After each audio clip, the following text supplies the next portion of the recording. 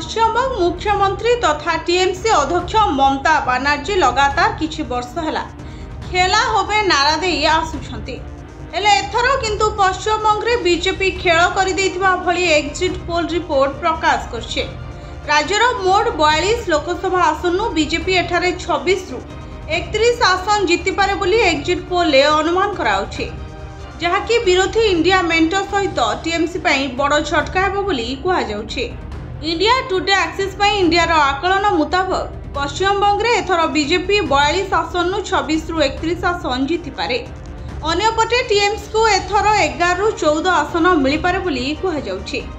खाली सेतिकी नुहे, इंडिया मेंट सेठारे मात्र 2टी सीट जीति पारे बोली अनुमान करिछि India Today Axis My India survey संस्था।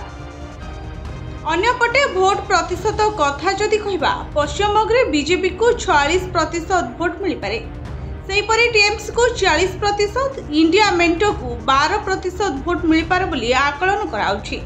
तेबे गुरुत्वपूर्ण कथा हला तृणमूल कांग्रेस रो गड़ रही आस्थिबा दक्षिण बेंगल रे बीजेपी एथर भल प्रदर्शन करिवो, काहेकि ना दक्षिण बेंगल ले विजय हासिल कले ही बीजेपी एते सीट जीतिबा संभव हेबो।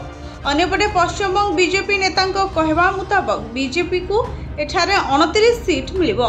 ब्यूरो रिपोर्ट मजोत न्यूज।